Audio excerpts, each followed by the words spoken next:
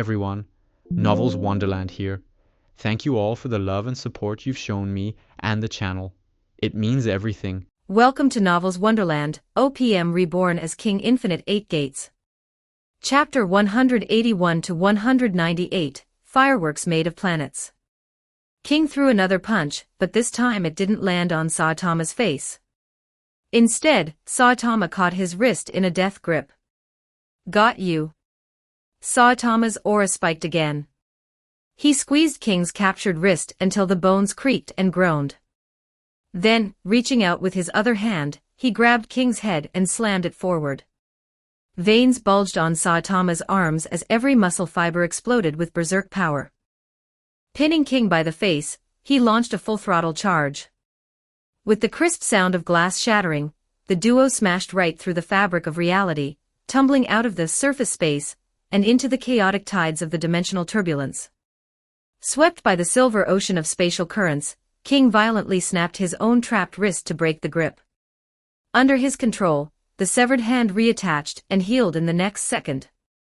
The two resumed their exchange of blows. However, the battlefield was no longer the starry sky of the physical universe, but the deep, unstable layers of space-time. This was the core of the universe. Normal planets and galaxies existed only in the surface space. Only those with enough power to tear reality apart could reach this deep dimension filled with spatial storms. Every wisp of this dimensional turbulence carried enough energy to annihilate a world. Even a god-level monster wouldn't dare touch it carelessly, for fear of being shredded instantly. Yet, within this vast, silver ocean of chaos, two figures flickered and collided. Every punch sent the spatial tides into a frenzy, every strike shattered the currents around them. King caught one of Saitama's fists and countered with a vicious, heavy elbow strike, aimed directly at Saitama's jewels. A faint sound of something cracking echoed through the void. Saitama's eyes widened to the size of dinner plates, and veins throbbed on his shiny bald head. Grimacing in pure agony, Saitama reflexively extended two fingers, stabbing them toward King's face. Just as King prepared to dodge, he felt a sudden weight on his head. Two palms had clamped onto the sides of his skull, pinning him in place. King froze. Even as he tried to struggle, his brain stalled. If I remember correctly, Saitama is using one hand to poke my eyes, and two other hands to hold my head. Where the hell did the third hand come from?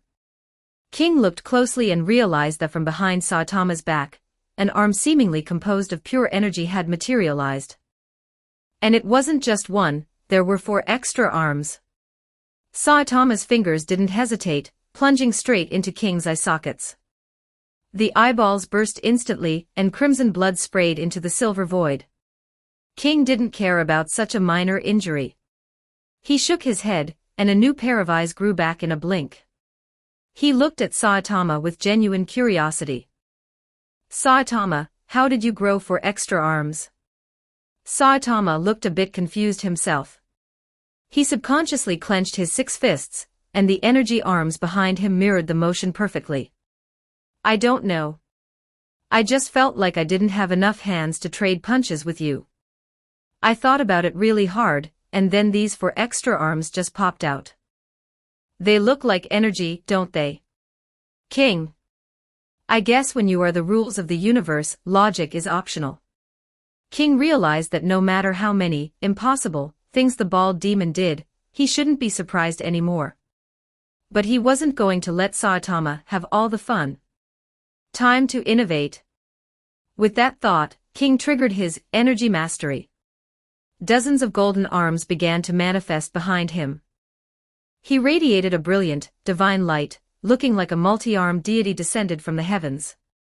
This time, it was the bald demon's turn to be stunned.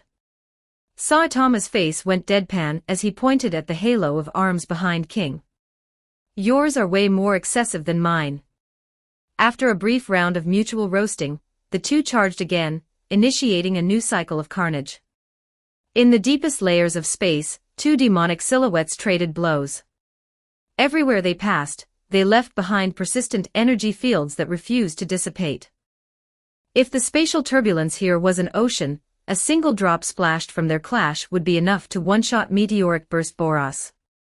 Any being below god level didn't even have the right to stand on this battlefield. King finally saw an opening. He grabbed the bald demon by the wrist and, with a violent burst of speed, flew upward, dragging Saitama's round head through the dimensional barrier. The sound of reality breaking echoed as the two streaks of light smashed through the silver tides, tore through the surface space, and returned to the vast, open starry sky. King's penthouse suite. King-sensei hasn't been home for 6 hours. As his top disciple, I must ensure his home is perfectly prepared for his return. Inside the massive villa, a young man with short blonde hair and an apron muttered to himself, his hands moving in a blur as he washed the dishes. Though he looked human at a glance, he was entirely mechanical. This was Genos.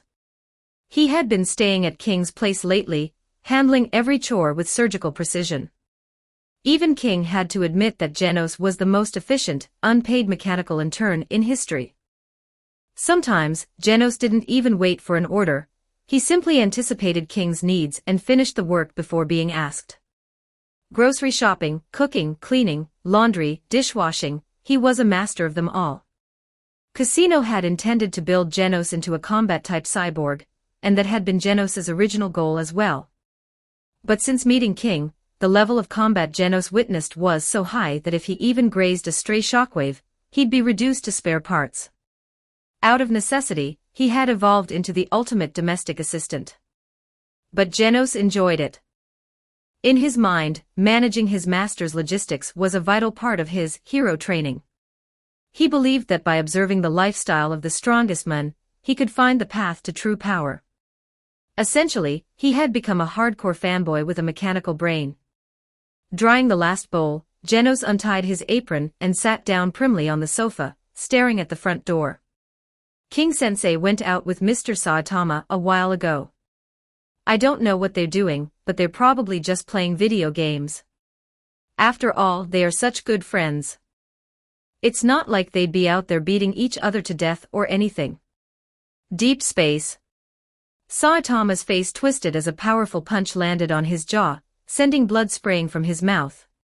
He tumbled backward uncontrollably, smashing into a small planetoid orbiting nearby.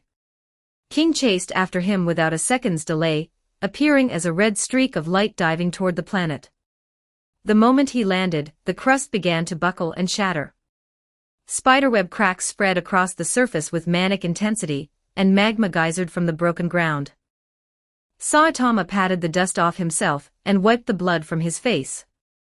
His fighting spirit hadn't dampened, if anything, he looked more exhilarated than ever. Incredible. I haven't felt this good in years. Again. Saitama was truly having fun. Ever since he went bald and became invincible, no one had been able to give him a real fight while he was in a serious state. But now, it was different. His best friend, King, the man called the strongest on Earth, was actually matching him blow for blow. Occasionally, King even managed to suppress him. This is the best. A crimson blur flashed in his vision. King's cold, focused face appeared in his retinas, accompanied by a fist wreathed in berserk vitality. Bring it on. Saitama laughed heartily. He raised his fist high, veins bulging on his arm. Serious series, super serious punch. The two fists collided. The universe itself seemed to lose its voice. Then came an unparalleled explosion. A horrific shockwave of energy swept in all directions instantly. The planet beneath them didn't even last a second. Its core was pulverized instantly by the magnitude of the force.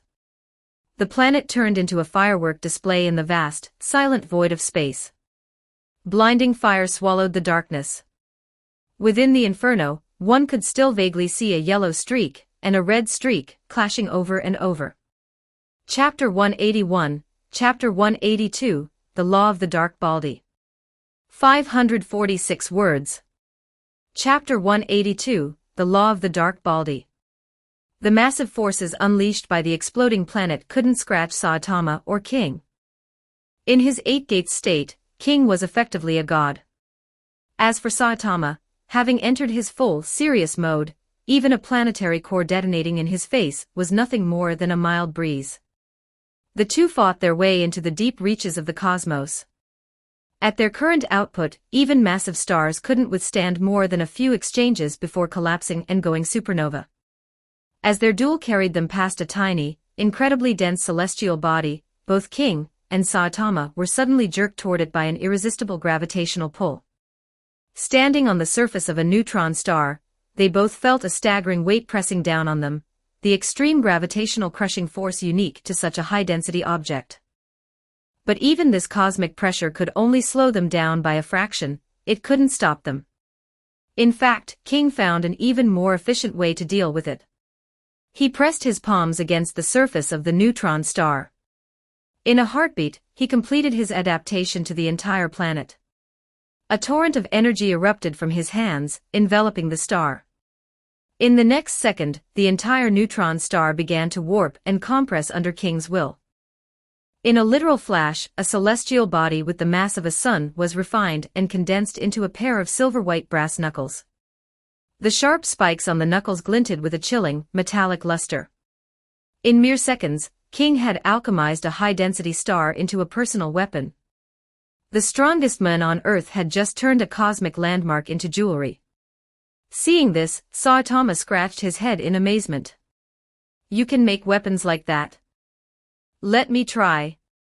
Saitama reached out and grabbed the very fabric of space beside him.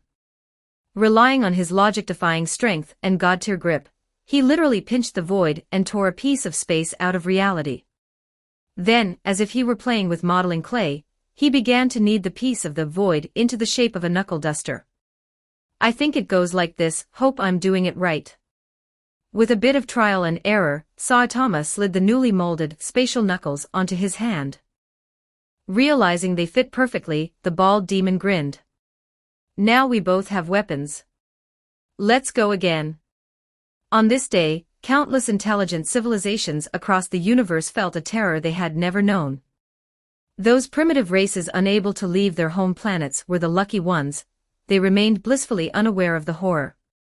But the starfaring civilizations, those capable of observing the deep cosmos, were paralyzed with fear. They watched in horror as familiar stars flared with brilliant white light before being snuffed out, leaving entire sectors of the galaxy in total darkness. The powerful races that could sense the residual shockwaves of the clash between Saitama and King were trembling in their boots. They immediately enacted total radio silence, terrified to leak even a single coordinate. They were afraid, deeply, primally afraid, that revealing their location would draw the attention of the two monsters currently dicing the universe. This was the birth of the legendary cosmic principle, the law of the dark baldy. Chapter 182, Chapter 183, Inspecting the Void. 1035 words. Chapter 183, Inspecting the Void. On a certain distant planet. This world had undergone billions of years of evolution, birthing countless brilliant civilizations. The current dominant race had finally reached the era of space exploration. The commander stood with a grim expression, looking down at his assembled army. Behind him, thousands of high-tech starships let out a collective, rhythmic thrum. He roared into his comms. "Soldiers. According to our top astronomers, those two unknown entities capable of fighting with their bare bodies in the void are now less than 300,000 kilometers from our home. This is a critical threat level. To ensure the survival of our civilization and the continuity of our race, to prevent our world from being collateral damage, we must strike first. Behind us lies the accumulated wisdom of 10 million years. This fleet is the unified effort of our entire world. It is our pride and our shield. Even though those two entities defy our understanding of biology, we cannot sit idle. Warriors of the Star Vanguard. Follow me into battle. Kill." Tens of thousands of soldiers saluted in unison before rushing into their designated vessels. This civilization had reached its ultimate crossroads, the fate of their world rested on this single strike. In the void, a fleet of 3,000 massive warships aligned in formation. Row after row of main batteries locked onto the sector, erupting with energy storms. The energy within the muzzles peaked, ready to fire. As the energy storm drew closer, the commander aboard the flagship stood tense, his voice broadcasting to every ship in the fleet. Fire! Thousands of beams, carrying world-ending power, erupted simultaneously. They converged and merged in the vacuum, forming a colossal tidal wave of energy that shot straight toward the two combatants. When the merged blast scored a direct hit on the two unknown entities, a violent explosion illuminated the sector. Seeing the hit, the soldiers inside the warships couldn't help but cheer, their eyes filled with the relief of survivors. However, the commander's face turned ashen. He began to tremble uncontrollably, his voice a mere whisper. "It's over, it's all over." On the massive tactical display in front of him, the energy signatures of the two entities hadn't diminished by even a fraction of a percent. It was as if the planetary scale barrage hadn't happened at all. In the next second, a golden radiance rippled outward. It expanded instantly, covering a radius of 10 million miles. One by one, the sleek, high-tech starships disintegrated into scrap metal the moment they touched the golden light. The bewildered soldiers didn't even have time to process the death of their fleet before their bodies were wrapped in a protective cocoon of crimson aura. A moment later, they were tossed back toward their home planet. A planetary defense fleet, the culmination of a global effort, had been dissolved like sugar in tea without even seeing the faces of the people they were attacking. King didn't care about the minor interruption. The energy beams released by the natives were less than a tickle to him and the bald demon. "I need to stay as far away from inhabited planets as possible. I should look for a complete dead zone to fight in." If it weren't for King's extremely precise, precision control, those soldiers would have been vaporized along with their ships the moment his light touched them. Saitama wiped a smear of blood from his face. His injuries vanished in a blink, leaving only a further evolved strength in their wake. The two traded no words, they were consumed by the thrill of the fight. However, King and Saitama both consciously shifted the direction of their battle, heading toward a sector where no life could be sensed. After several minutes of fighting while moving, King suddenly felt a microscopic tugging sensation on his body. When he looked up, his pupils constricted slightly. Amidst the glittering stars, a patch of bottomless darkness had appeared, violently dragging the surrounding light into its maw. The dark region was an oblate spheroid, surrounded by a ring of glowing matter that couldn't escape the pull. A massive gravitational force was erupting continuously from the center. A black hole. A celestial phenomenon born from the death of high-density stars, possessing a pull so strong that not even light can escape its event horizon. Just then, Saitama's fist came swinging in again. King didn't choose to dodge, he took the hit squarely to the face. As his nose bled, King seized the opening. Aiming for the center of the black hole, his fist, glowing with brilliant golden light, landed heavily on the bald demon's stomach. Saitama was blasted back by the massive kinetic force. His figure tumbled through the void, hurtling directly into the gravitational well within 1,000 kilometers of the singularity. "Is something pulling me?" Sensing the tearing force on his body, Saitama looked back in confusion, only to see the absolute darkness of the abyss swallowing his vision. In the next heartbeat, an ultimate suction force erupted. The bald demon didn't bother to struggle, and was sucked straight into the black hole. However, the black hole, capable of annihilating all matter and capturing light itself, could do nothing to a certain shiny head. Saitama got stuck near the singularity. As the black hole rotated, he began to spin along with it. It looked as though he had fallen into a cosmic spin cycle, his body moving so fast he left a blurred afterimage. He actually looked delighted. He waved to King in the distance, signaling for a temporary ceasefire. "Come over here. This black hole is super fun. I'm getting a little dizzy though." King's eyes widened in mild surprise. He flickered and appeared at the edge of the black hole. The horrific gravitational pull washed over him, but it meant nothing to the current King. He reached a hand inside. An immense tearing force immediately acted on his palm, but it failed to even scratch his perfected physical form. The density in here is quite impressive. King toyed with the neutron star brass knuckles on his hand, pointing and gesturing at the black hole, as if he were inspecting a piece of faulty machinery. Chapter 183, Chapter 184, The Ultimate Human Uber. 985 words. Chapter 184, The Ultimate Human Uber. After playing around in the black hole for a while, the bald demon started to get bored. With a violent heave, he wrenched himself out of the singularity, ready to resume the fight. King, however, reached out and grabbed the black hole itself. In a single heartbeat, he completed his adaptation to the spatial anomaly, and then he twisted his wrists. The next second, a majestic, ocean-like torrent of energy poured from King's hands into the black hole, saturating it from the inside out. The abyss, once so dense that even light could not escape, suddenly flared with a brilliance that rivaled the sun. Under the constant infusion of energy, the black hole began to shrink rapidly. It condensed and reshaped itself until it transformed into a pair of pitch-black, shimmering gloves fitted over King's hands. These black hole gloves were fingerless, designed perfectly so they wouldn't interfere with the utility of his neutron star brass knuckles. Seeing this, Saitama began hopping around in the void, looking thoroughly annoyed. Oi, oi, King. That's totally cheating. How are you collecting legendary loot in the middle of a fight? I don't have any gear to use. Hearing Saitama's complaints, King shrugged nonchalantly.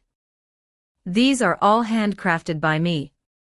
If you've got the skills, feel free to forge yourself some gear to play with. King's retort immediately deflated Saitama's ego. He was just a regular human. How was he supposed to transmute a whole planet into a piece of armor? I wish I had cool gear too. The moment that thought formed, the void in front of Saitama suddenly cracked open. For no logical reason whatsoever, a pair of gloves simply tumbled out of the rift and into his hands. I have gloves too now. King didn't even have the energy left to complain. Saitama was the ultimate freak among freaks. Was this the terrifying power of being the personification of the world's rules? A new round of the Great War began. This time, with both of them boosted by their new cosmic gear, the destructive force of their exchange became even more berserk. Every single impact was enough to shatter a planet like a glass ornament. They fought for an unknown amount of time. Star after star vanished into the wake of their duel. The brilliant starlight of the sector grew sparse, eventually turning into a region of absolute darkness. Finally, after throwing a particular heavy punch, Saitama suddenly stopped. He looked dazed, as if the battery in his brain had run out. He floated in the shattered void and sat down on the very fabric of space itself, scratching his hairless head with a sigh. How about we call it? I really can't beat you. I'm giving up on the free games and food. Saitama was officially out of ideas. While he had craved a heart-pumping battle, fighting this endlessly was getting repetitive. King's growth rate was simply too fast. Moreover, dealing damage was pointless. The moon would just regenerate perfectly a second later. Since they were best friends and weren't actually trying to kill each other, Saitama lost his motivation. Getting hit hurts like hell, and it's exhausting. Even my serious series can't put him down. I'd rather just go home and lie down. Seeing Saitama stop, King deactivated his offensive stance as well. He was actually quite tired too, not physically but mentally. The mental tax of evolving at light speed was heavy. With a thought, he closed the gate of death. The crimson steam stopped billowing, and his surging muscles returned to their calm, base state. Now then, it's time for the moment of truth. King took a deep breath and opened his status panel. He hadn't spent all that time brawling with the bald demon just for the adrenaline, he was stat padding. Now was the time to see the final results. Name, King. Gender, male. Abilities, King Engine, Extreme Regeneration, Precision Control, Energy Mastery, Infinite Evolution, Soul Indestructibility. Strength, 4 million. Speed, 4 million. Stamina, 4 million. Defense, 4 million. Spirit, 4,000,000. Note, the threshold for dragon level is 1000 in all stats. System remark, you have reached a realm unprecedented and unrepeatable. You have become the supreme stat monster. Aside from Saitama, who is the rules of this world, you have no more rivals. 4,000,000. Looking at his total stats, an astronomical 20,000,000 across the board, even King couldn't help but let out a triumphant laugh. This is beyond broken. But then again, it made sense. He had just spent nearly 2 hours in a life-or-death exchange with the strongest being in existence in the heart of the cosmos. If he didn't get this strong, it would be a slap in the face to logic. His current numbers were 20 times higher than before the spar. In terms of actual combat effectiveness, he was thousands of times stronger. As mentioned before, stats aren't simple addition. If the current king fought the version of himself that had just finished the war with God, King could probably explode his past self just by breathing too hard. At this level, I should finally be ready to invade the high-dimensional realm and take the fight to God's home turf. With that thought, King decided to return home to rest. Once he was fully prepped, he would take the bald demon with him and go on a divine crusade to execute God. With the spar concluded, King sent out a mental pulse. Blast, who had been waiting at a safe distance, immediately triggered a teleport and appeared beside them. He opened a massive spatial tunnel to ferry them back to Earth. Inside the silver tunnel, King looked at the veteran hero and felt a wave of appreciation. Honestly, Blast is a top-tier human uber. You tell him where to go, and he gets you there instantly, no matter how many light years it is. Chapter 184, Chapter 185, Speak Up, You Stupid Mouth. 1172 words. Chapter 185, Speak Up, You Stupid Mouth. 2 days later. Amidst the surprised gazes of pedestrians, a middle-aged man wearing a red haori, a toothpick dangling from his lips and a katana strapped to his waist, walked unhurriedly down the street with a stern expression. The reason for the public's surprise was simple. This was the former S-Class Rank 4, now S-Class Rank 6, Atomic Samurai. That middle-aged guy. Isn't that Atomic Samurai? It really is. I heard he always dresses like a wandering ronin. I didn't think he actually looked like that in real life. He really has that lone swordsman vibe. Yeah, he's rank 6 now. I heard his swordsmanship is insane. He can dice a monster into 10,000 pieces in a heartbeat. Hearing these compliments, the corner of Atomic Samurai's mouth quirked upward. The gloom in his heart dissipated just a little. However, in the very next second, a discordant voice struck his ears like a physical projectile. So what if he's badass? Atomic Samurai got wrecked in that last monster incident.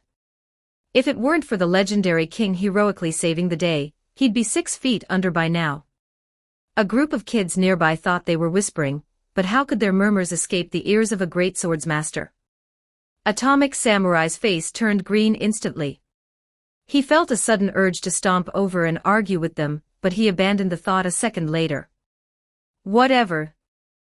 They aren't wrong, there's no point in seeking further humiliation. His mood plummeted back into loneliness, his eyes filled with a weary resignation. The kids were right. In that earth-shattering battle, he had been beaten like a dog. It was King, the strongest man on Earth, whose intervention had snatched his life back from the jaws of death. He found a random restaurant and sat down. Having skipped breakfast, Atomic Samurai felt his stomach growling. He ordered a few dishes and stared blankly at the clean tabletop. His mind felt like it was drifting into a dark abyss. Ever since that war ended, he had been questioning himself. Had his path of the sword been correct, or had he been heading in the wrong direction this entire time? His proudest technique, the atomic slash, had been effortlessly neutralized by that flame-wreathed monster. Solar Sperm had dismantled him with a single casual punch. And that monster, the entity that had been powerful beyond measure in his eyes, was now living as a domestic pet in the home of his fellow S-Class hero, One Punch Man Saitama. The monster who one-shot me is someone else's pet. For a swordsman as proud as Atomic Samurai, this was an unbearable stigma. Sigh. Atomic Samurai let out a long, heavy sigh. His food arrived. The dishes looked and smelled great, but as he ate, everything tasted like cardboard. He couldn't find a shred of flavor in the meal. Just then, out of the corner of his eye, he spotted an incredibly familiar silhouette.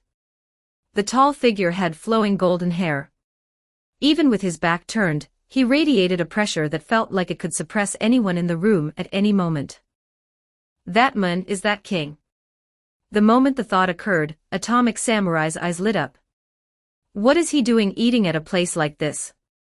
Atomic Samurai subconsciously gripped the hilt of his sword. His gaze became firm as he cast aside his pride. In the mind of this swordsman, seeking guidance from someone infinitely more powerful than himself was not a disgrace. He wanted to ask King what a true blade was, what the ultimate path of the sword looked like. With that goal in mind, he shoveled the remaining food into his mouth. He wiped his lips, grumbling internally. This place is way more expensive than the other restaurants, but the taste is mediocre at best. What a rip-off. Swallowing the last bite, Atomic Samurai stood up and strode purposefully toward King's table. At this moment, King was currently regretting his decision to visit this viral restaurant he'd seen on social media. His face was turning a darker shade of green with every bite. Not only is it overpriced, it tastes like garbage. What kind of trash-tier chef works here? To hell with these social media recommendations. In the next heartbeat, a hesitant voice spoke near his ear. What a coincidence. Are you eating here too? Hearing the somewhat familiar voice, King turned his head in confusion. Seeing the wandering Ronin attire, he recognized the man instantly. Oh, it's Atomic Samurai. Standing directly before the strongest man on earth, Atomic Samurai suddenly felt every cell in his body begin to vibrate with terror. It was the sensation of a fluffy white bunny encountering a prehistoric predator at the very top of the food chain. He couldn't stop himself from trembling. The involuntary shuddering made his words come out in a stutter, which only made his expression more frustrated. Don't lose your cool now. What the hell am I doing? In truth, it wasn't Atomic Samurai's fault. It was King. Currently, under the influence of the passive skill, Infinite Evolution, King had become astronomically powerful. His very state of existence far surpassed that of a normal human. This created a natural biological pressure. King crushed regular humans on a fundamental level. Whether he intended to or not, any human who laid eyes on him would feel an instinctive, primal sense of awe and dread. It was a reverence carved into the genes, the respect of the weak for the absolute strong. Seeing Atomic Samurai looking so nervous, King's mind was filled with question marks. Bro, what do you want from me? King hadn't expected to run into a fellow S-class hero while trying to find a decent meal. The world really is small. Sometimes fate just catches up with you. Under King's gaze, Atomic Samurai grew increasingly tense. He subconsciously gripped his katana, and a sharp, lethal aura began to leak from his body uncontrollably. Sensing the air around them turning as sharp as a blade, King's expression soured. This bastard, you come over here, don't say a word, and then you put on a combat stance. Are you looking for a fight?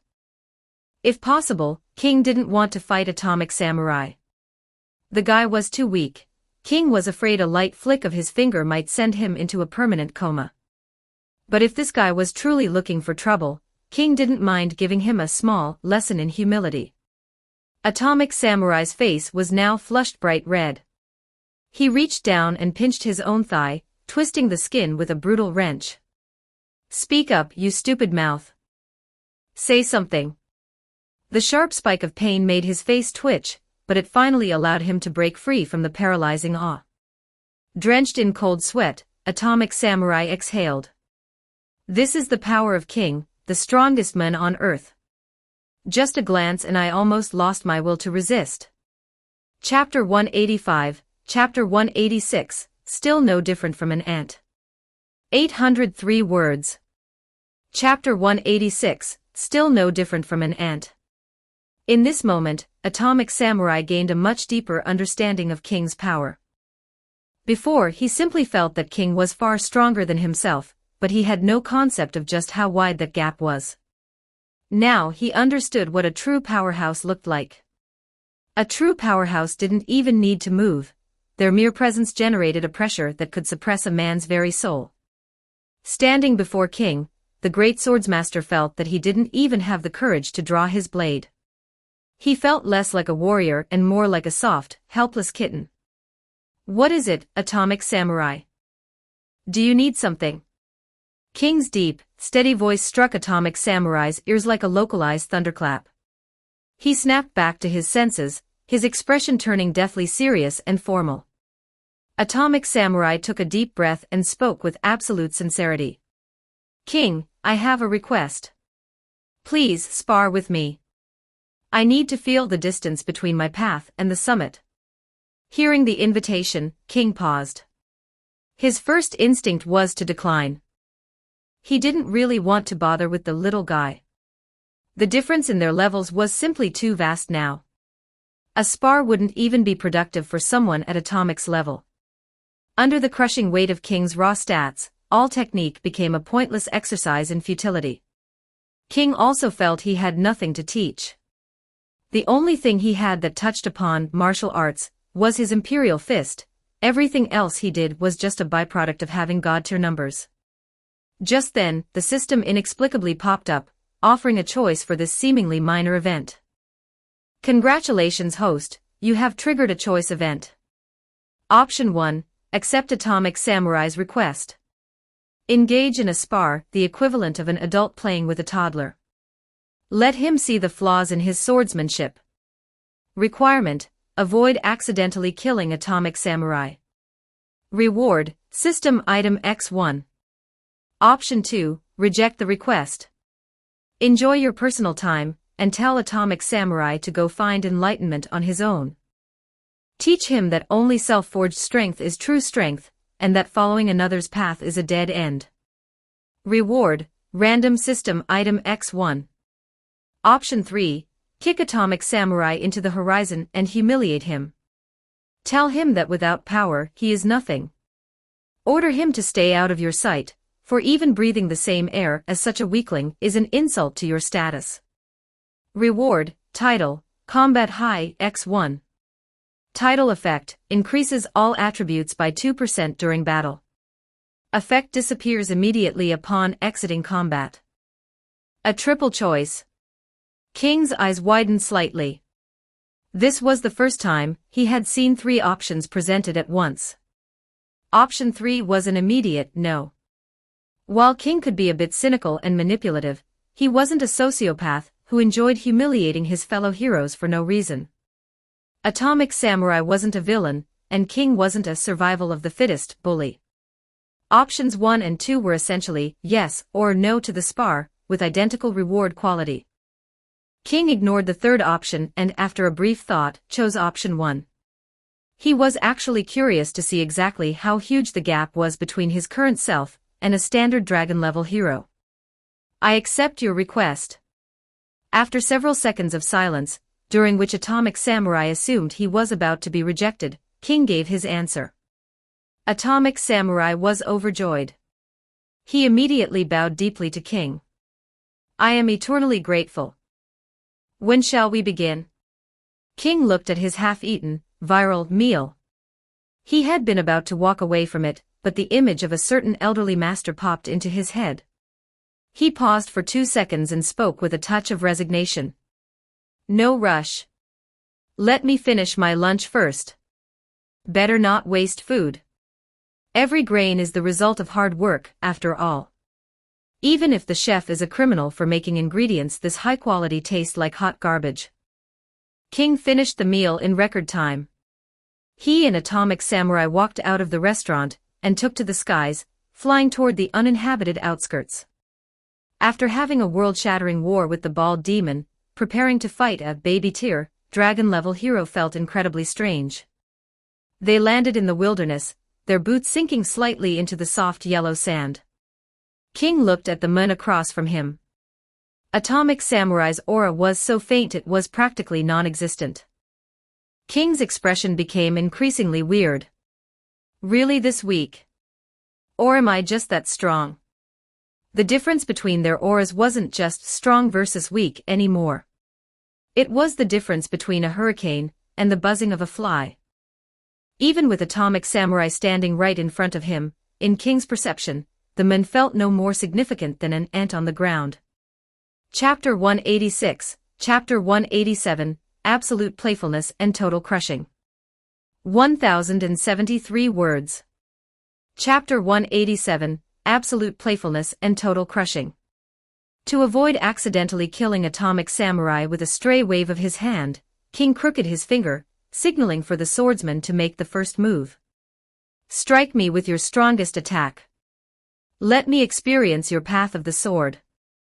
In reality, King's primary goal was to gauge the actual output of Atomic Samurai's techniques to calibrate exactly where he stood in the current power hierarchy. Hearing this, Atomic Samurai's first instinct was a sting of professional insult. I am a great swordsmaster, a recognized sword saint, and I'm being told to take the initiative. But then he remembered he was facing King. The sense of humiliation evaporated instantly. Fair enough, since I am the weaker one here, it is only right that I strike first. Very well. Atomic Samurai slowly drew the long blade from his waist.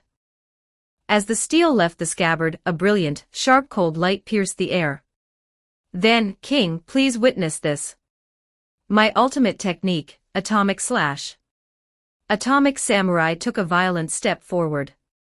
The katana in his hand transformed into a blur of silver afterimages dancing in the void. In a single heartbeat, he unleashed over 10,000 slashes, leaving a dense web of sword trails covering King's entire body. Seeing that King made no attempt to defend, simply tanking the entire atomic slash with his bare body, Atomic Samurai's eyes widened in shock. The toothpick between his teeth snapped in two. Are you kidding me? Because his opponent was the strongest man on Earth, Atomic Samurai had prepared himself for any countermeasure. He had imagined King might use a supreme understanding of martial arts to parry every strike. He had imagined King might use raw, explosive power to interrupt the technique before it even fully formed. But he had never imagined that King would simply stand there, doing absolutely nothing, and take the full brunt of his strongest move without a flinch. King looked down at his torso. Seeing that not even a thread of his clothes had been frayed, he spoke up, sounding genuinely confused. Haven't you started yet? Atomic Samurai froze. He realized that not a single scratch had appeared on King's body. His spirit wilted instantly. Even his high ponytail seemed to droop. Already over. Ha! This time, it was King who lost his composure. Bro, you actually attacked me. In King's perception, he hadn't even felt an attack land. It felt as if a few wisps of a light breeze had brushed against his chest. The atomic slash that the swordsman had poured his soul into couldn't even break King's clothes, it hadn't even left a microscopic scuff mark. Currently, King no longer wore ordinary fabrics. His clothes were manifested from his own solidified aura. They never needed washing and possessed a structural integrity millions of times greater than any silk or cotton. After all, he didn't want to end up a naked man after every minor skirmish. Human clothing was just too fragile for his current level. King fell silent. He knew Atomic Samurai would be outclassed, but he didn't expect the gap to be this comical. Do you want to try that again? Hearing the hesitant, almost pitying, tone in King's voice, Atomic Samurai felt a surge of heat rush from the soles of his feet to the crown of his head. His grip on his sword hilt tightened until his knuckles turned white. Am I truly this weak? Is there really no hope of even shaking this man? I refuse to believe it.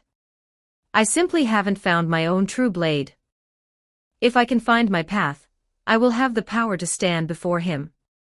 Atomic Samurai's resolve hardened. A powerhouse must possess an invincible heart, no matter who they face, they must believe they are the strongest. To carve out a unique path of the sword, one needs the courage to press forward regardless of the odds. He couldn't let a single setback make him retreat. With that thought, Atomic Samurai raised his blade high once more. He spoke one word at a time, his gaze as sharp as the sword chi radiating from his body. Then, King. Please enlighten me. Atomic slash. Tens of thousands of slashes erupted again. A chaotic storm of cold light whistled through the void, blanketing King in a localized hurricane of steel. This time, King didn't choose to tank it with his body. To a normal person, Atomic Samurai's blade was moving too fast to leave even an afterimage. Tens of thousands of swings in the blink of an eye was a feat of ultimate velocity. But in King's eyes, every single movement of the sword was like watching a film in slow motion. He could see the direction of every muscle fiber's tension, the exact focus of the swordsman's gaze. It was all laid bare in excruciating detail. This was an absolute stomp in both reaction time and raw stats. King extended a single finger. Every time the edge of Atomic Samurai's blade neared his body, he used that finger to lightly flick the flat of the blade aside. After the atomic slash concluded, Atomic Samurai stood frozen, his expression completely paralyzed. A light breeze blew across the wasteland, kicking up the yellow sand. The sound of the wind was the only thing filling the silence. Atomic Samurai's Ronin robes fluttered in the air. In the next second, the katana in his hand let out a shrill, metallic cry of protest. Then, the blade shattered into 1,000 jagged fragments. Amidst the falling shards of metal, the corner of Atomic Samurai's mouth curled into a bitter, helpless smile. Defeat again. He turned his head to look at the bewildered king, and bowed his head deeply, his spine curving in a gesture of total submission. Truly worthy of the legendary strongest man on earth. To dismantle my atomic slash in such a manner. I, Atomic Samurai, admit absolute defeat. This time, Atomic Samurai was truly humbled. Through his own perspective, he had seen it clearly. Every single one of his 10,000 strikes had been parried by a single finger. This could only mean one thing. King had never viewed him as an enemy or even a rival. From start to finish, this was nothing more than a teacher playing with a toddler. It was a realization as tragic as it was ridiculous for a great swordsmaster. Chapter 187, Chapter 188, Atomic Samurai's Enlightenment.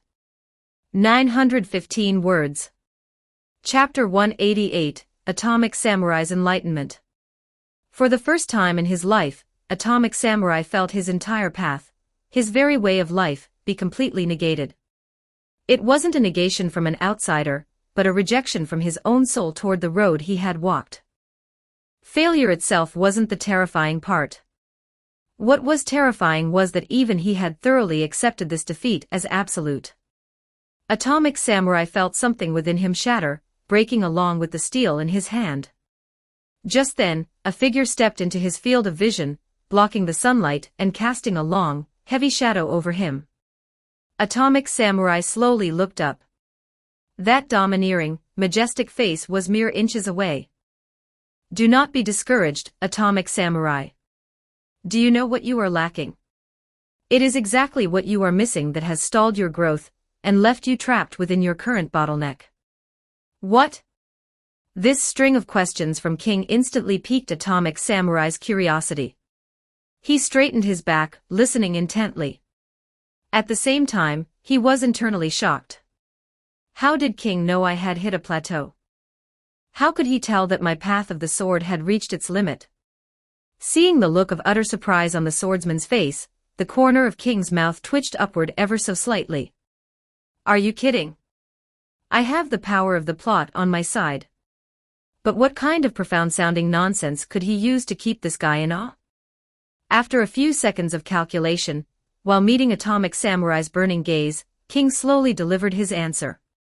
It is an indomitable heart of the blade. You have lost it, and that is the true reason you cannot breach the mirror water realm. An indomitable heart of the blade. Atomic Samurai froze. A spark of light gradually returned to his eyes. Perhaps it is precisely that. That resolve to swing the sword regardless of the odds, regardless of the terror. I lost it. He thought back to the moment he was effortlessly one-shot by that golden flame monster, solar sperm. In that instant, the pride and absolute certainty he carried had been crushed. Since then, his heart of the blade had been on the verge of splintering. That was why just now, every single one of his atomic slashes had been tainted with a subconscious sliver of cowardice. His mind was in turmoil. Naturally, it could not remain as calm and flat as a still lake. And if the surface is disturbed, one can never reach the breakthrough. A light breeze blew across the plains. Atomic Samurai stood there like a statue, having entered a deep state of meditation. King wasn't in a hurry. While he waited for the swordsman to finish his enlightenment, he used his psychokinesis to stealthily browse his phone, hovering it invisibly in the air. I have to say, this Atomic Samurai really is a genius. I just pulled some random buzzwords out of my head, and he actually started a high-level meditation on the spot. Inside the mindscape, Atomic Samurai stood upon the surface of a vast lake. His breathing was rhythmic and steady, his heart was finally quiet. In his hands, he held a spiritual reconstruction of his broken sword. He kept his eyes tightly shut, King's words echoing like thunder in the silence of his soul. An indomitable heart of the blade. No matter the hardship. Even if I am defeated. Even if my blade is snapped. Even in the face of death. Even when staring into a despair I cannot overcome. I must maintain the heart of the blade that knows no retreat. Only by pressing forward can I grow stronger. Only then can I pursue the ultimate pinnacle of the sword. Initially, the lake beneath his feet rippled with wave after wave of water, never-ending and restless. But as Atomic Samurai snapped his eyes open, the ripples died down. The entire surface of the lake became a perfect, flawless mirror, reflecting his image with crystal clarity. In this moment, Atomic Samurai found his true path. He shattered the bottleneck that had plagued him for years, and stepped into the legendary Mirror Water realm. I am eternally grateful for your guidance. Facing Atomic Samurai's praise, King simply waved a hand dismissively, his expression as stoic as ever. It is nothing, Atomic Samurai. This is the result of your own enlightenment, and the fruit of your years of hard work. I merely gave you a small nudge. Hearing this, a wave of warmth flowed through Atomic Samurai's heart. You are too humble, mister.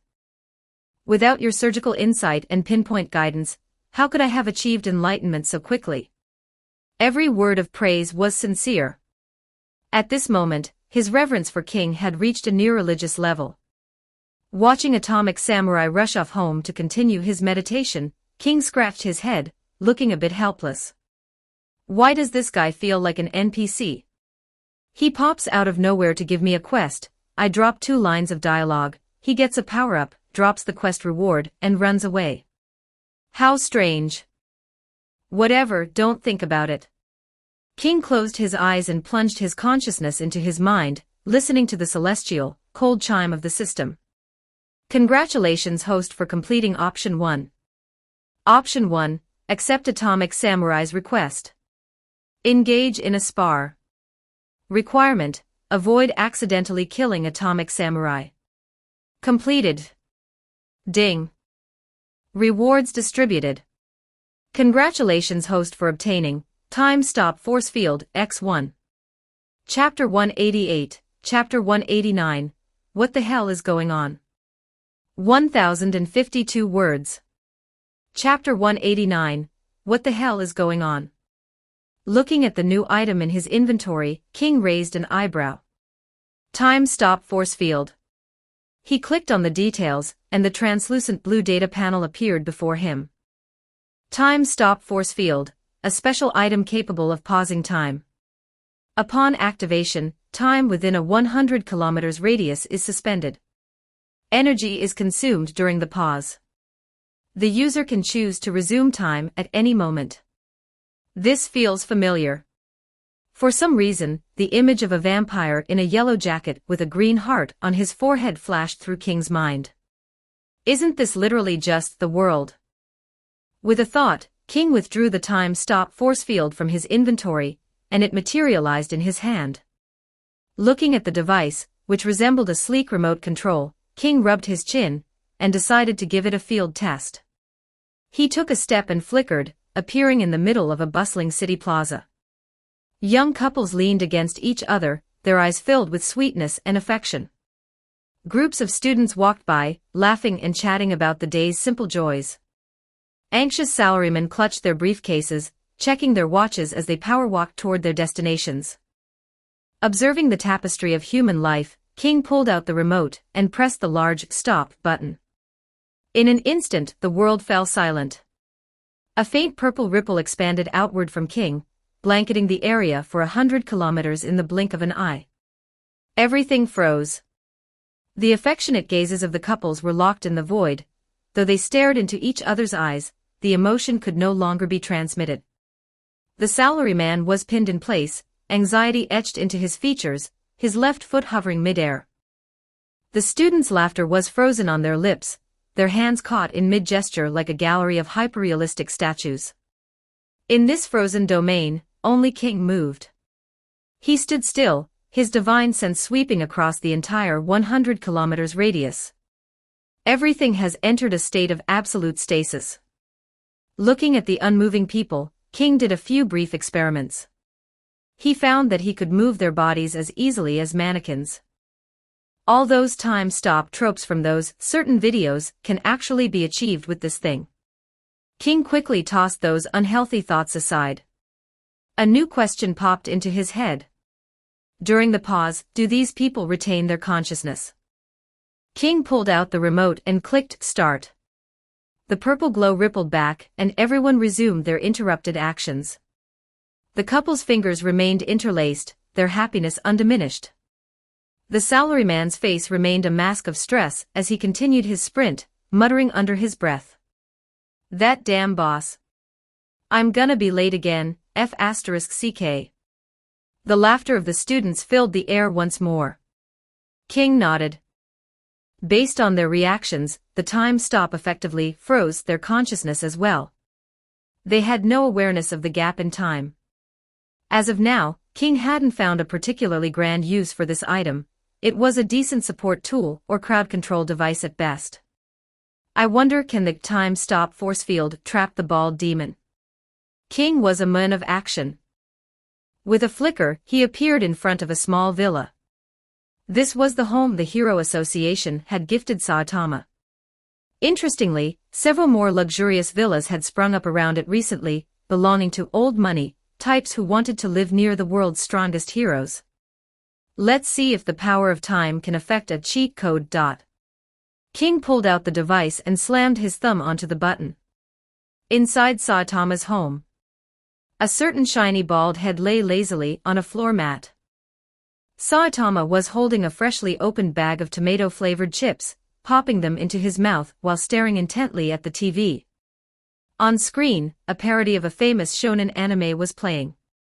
Don't you know? A Soul Reaper's battle is a battle of spiritual pressure. A Soul Reaper's power is, in essence, the power of spirit. You, who possess a fusion of multiple powers, have been in my sights for a very long time. You bastard. What the hell are you talking about? Bankai. Saitama couldn't help but roast the show.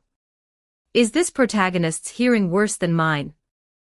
Every time the villain explains something, he acts like he can't hear a word. Does he even have ears? In the kitchen, Solar Sperm had completely suppressed his golden flames. He was wearing a pink apron with a heart on it, carefully washing the dishes. He glanced toward the living room, watching Saitama happily eating snacks and watching TV. He nearly crushed the bowl in his hand out of pure frustration. A fallen god bullied by a human. I am a god-level entity. A majestic being capable of dicing the earth. And yet, I'm reduced to doing housework for a human every single day. I don't even get weekends or holidays. This was Solar Sperm's greatest grievance. Ever since the caped baldy turned him into a pet, his life consisted of chores, grocery shopping, and cooking. He had zero freedom. I'm literally an unpaid mechanical intern. Just as Solar Sperm was wallowing in self-pity, a terrifying aura, deep as an abyss, suddenly entered his perception. The aura was so domineering it felt like a 10,000-foot mountain had been dropped onto his soul. He shuddered violently. Why is he here suddenly? Oh, right. He's best friends with the Baldy. Should I just go to the entrance and kowtow immediately? Maybe if I catch him in a good mood, he'll convince his friend to set me free. Solar Sperm's throat bobbed as he swallowed a gulp of phantom saliva, his mind racing. But in the very next instant, a massive sense of crisis enveloped his entire body. Every cell in his frame screamed of impending danger. What the? Before he could finish the thought, a purple radiance rippled through the air. The entire 100 kilometers radius around the villa plunged into absolute silence. As a god-level entity, Solar Sperm's consciousness was too powerful to be fully suppressed. Even within the time stop, he remained conscious. He found that he couldn't even roll his eyes, but his mind was still functioning. He was effectively locked in a state of mental system failure. What the hell is going on? Chapter 189, Chapter 190, it's super weird, okay. 780 words. Chapter 190, it's super weird, okay. Solar Sperm felt his entire body lock up.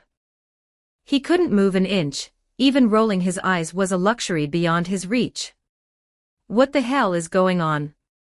Is this one of Lord King's special techniques? It feels like time itself has ground to a total halt. As a god-level monster, Solar Sperm's state of existence far surpassed that of regular earthly life. He could sense the fabric of time and space, and while he couldn't manipulate them perfectly yet, he had at least reached the threshold of understanding. Because of this, he could feel it with terrifying clarity, the time in this area was frozen. If time was a massive, interconnected system of rotating gears, then the gears in this sector were jammed tight, unable to budge. Relying on the sheer quality of his divine life force and concentrating all his energy into his brain, Solar Sperm managed to maintain a sliver of consciousness. But even so, his thought process was incredibly sluggish, as if his mind were wading through thick molasses. Just then, a loud, dissatisfied shout erupted right next to his ear. Seriously? Is the Wi-Fi crapping out now? Not at the best part.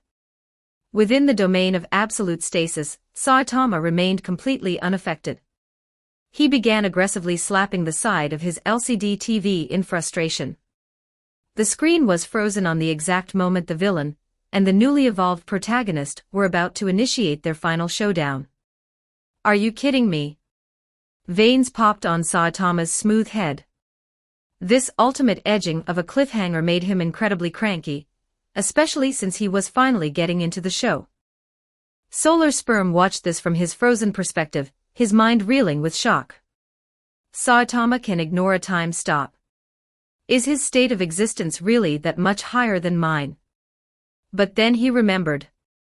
When they fought in space, Saitama had nearly beaten the literal god out of him with a couple of casual swings. Thinking of it that way, this level of rule-breaking seemed almost normal for the bald demon. Outside the villa, King had already witnessed everything through his divine sense. He nodded to himself. It seems the time-stop force field really isn't that impressive against top-tier targets. It's useful for clearing out trash mobs or for specific utility, but it's useless against high-dimensional beings or cheat codes like Saitama. It's still a decent toy to have in the inventory. Just as Saitama was about to open the back of the TV to fix it, the front door swung open. King strode in, immediately spotting Saitama mid-slap. Yo, Saitama. Looks like you're having some technical difficulties. Need a hand? Saitama, who was currently a ball of stress, let out a massive sigh of relief at King's arrival. Get over here and look at this. My TV just stopped moving. Is it the internet? Is the cable dead? King pretended to inspect the TV for a second, then nodded with absolute certainty. It's a simple fix. Leave it to me. King reached into his back pocket and clicked the start button on the remote. The time-stop force field was deactivated. The TV show immediately resumed, with the battle theme reaching a crescendo. Saitama muttered a quick thanks and immediately flopped back down on the floor, focusing 100% of his attention on the screen. Solar Sperm, suddenly released from the stasis, felt his entire body go limp. Cold sweat drenched his back instantly, and he began to tremble uncontrollably. In the next heartbeat, the plate he was holding slipped through his shaking fingers. The ceramic shattered into 1,000 jagged shards against the kitchen tiles. Solar Sperm. Oh no. Having messed up so spectacularly in front of two monsters of this caliber, Solar Sperm felt his life expectancy drop to 0. He expected to be vaporized at any second. Sure enough, hearing the sharp sound of breaking pottery, Saitama peeked around the corner. Seeing the mess on the floor, his expression soured. Why are you so clumsy? Just leave the dishes. I'll do them myself later. Go find something else to do. Thank the master for his mercy. Hearing that he was forgiven, Solar Sperm nearly burst into tears. Heaven only knows how terrified he was the moment that plate hit the floor. He had been certain he was about to be turned into a red smear. Yes, Master Saitama. Please allow me to clear these fragments immediately so they do not soil your floor. Listening to Solar Sperm's rigid, overly formal response, Saitama sighed wearily. I've told you like 10 times, stop talking like a medieval butler. It's super weird, okay. Chapter 190, Chapter 191. After all, the water stream rock smashing fist is about to go extinct. 1029 words. Chapter 191. After all, the water stream rock smashing fist is about to go extinct. The water stream rock smashing fist dojo. Ever since City Z was annihilated, Bang's original dojo had been unavoidable collateral damage. The entire mountain peak had been leveled. To appease this titan of the martial arts world, the Hero Association had rapidly reconstructed a brand new dojo on a similar peak, just outside the ruins of City Z. On a side note, according to a later report by Metal Knight, he had supposedly deployed 30 dragon-level robots to support the Great War, but they were all reportedly destroyed by a streak of black light before they could even reach the battlefield. The S-class heroes had varying attitudes toward that particular claim. As for the Hero Association, they had no choice but to nod and accept Metal Knight's explanation. After all, he was one of the few technical geniuses the association had. They had to keep him happy, no matter how much they had to grit their teeth. High atop the clouds, the massive dojo currently felt desolate, lacking the lively atmosphere it once held. An elderly man, his body wrapped in numerous bandages, lay on a lounge chair in the courtyard, his aged, cloudy eyes staring blankly at the azure sky. In Bang's mind, the images of that great war continued to replay in an endless loop. The moment that entity known as God descended, although his appearance was domineering and alien, Bang had felt a strange tremor in his heart the moment he saw him. It was as if he were looking at someone he knew. Thinking of the entity's physical build, Bang fell into a heavy silence, his expression darkening with sorrow. Why did that thing look so much like Garu?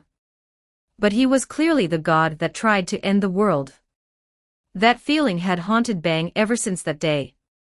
Consequently, after the war ended, Bang had spent his time searching for any scrap of news regarding Garu.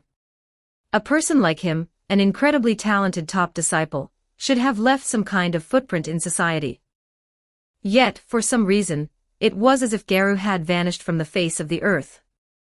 Lately, Bang's unease had reached a peak.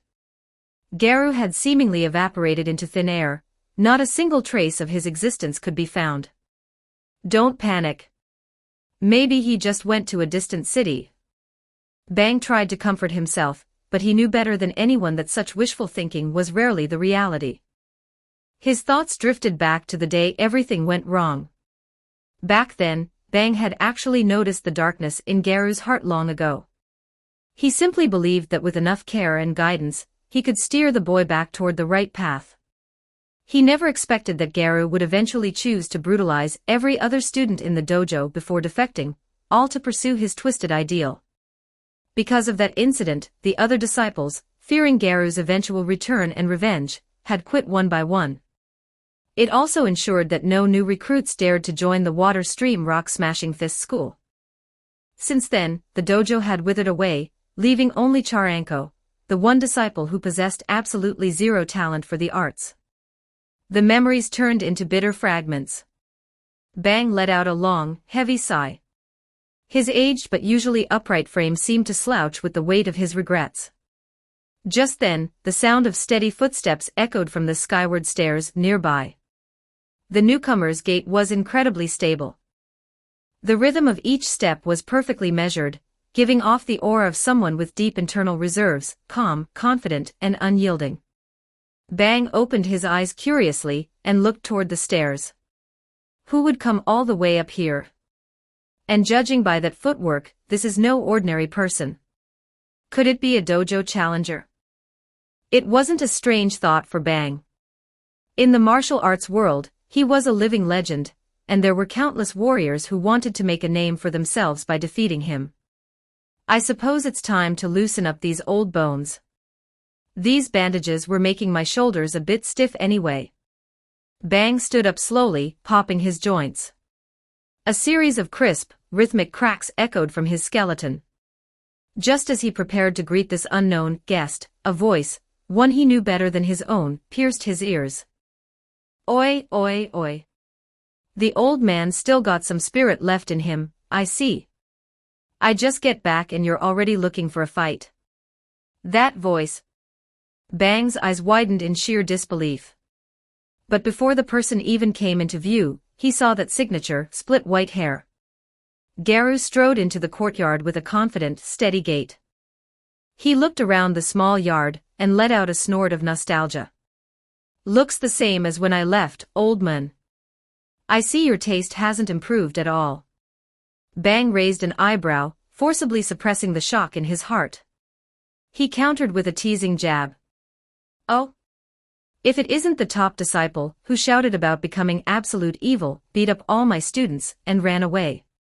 What brings the great master back to my humble dojo? Garu. Why is he back? Bang's mind was a whirlwind of questions. He deliberately used a provocative tone to test Garu's reaction. He truly wanted to know why this wayward apprentice had returned. If this were the Garu of old, with his arrogant and explosive temper, he would have snapped back with a furious retort instantly. But the Garu standing there now was different. Hearing Bang's words, he didn't get angry. Instead, he let out a rare, genuine smile, the corner of his mouth curling upward. Why am I back? Old man, it's a bit embarrassing to say, but... Garu paused, taking a deep breath as if organizing his thoughts. His fists tightened for a moment before he continued. Old man. No, Master Bang, are you still willing to take me in?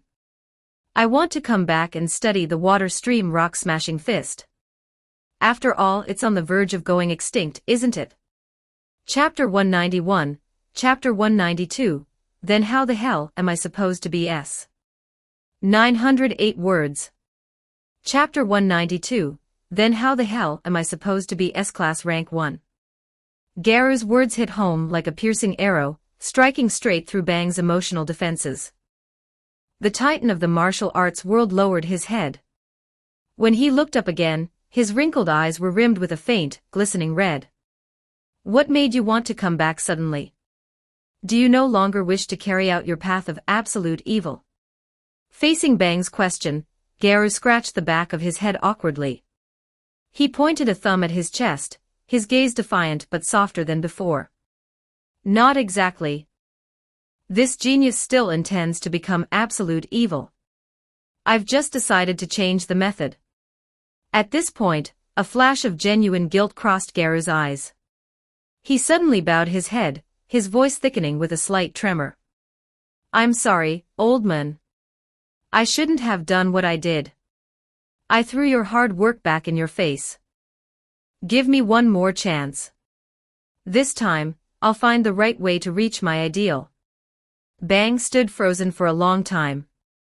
Finally, he raised a hand, his palm trembling slightly. He placed his hand on Garu's head, ruffling the coarse, spiky white hair. "It's good to have you back, it's good to have you back." The two locked eyes, and in that moment, the years of estrangement and the broken bond between master and disciple were mended. Bang stroked his white mustache, his voice full of joy. "Now, can you tell your master exactly what happened during your time away from the dojo?" Garu nodded and began to recount his journey since his defection. When Bang heard that Garu had the audacity to challenge King, the strongest man on earth, only to get slapped into a coma and tossed into a jail cell, the old man couldn't help but chuckle. So this brat actually did time in the slammer. However, when the story reached the part where Garu was hijacked in prison by the mastermind known as God, Bang's expression soured. "It seems my intuition wasn't wrong back then. I just didn't realize that Garu was being piloted like a puppet." "You must have suffered much on this road," Bang said, his voice raspy with emotion. Garu, who had been talking a mile a minute about his exploits, suddenly paused. He pursed his lips.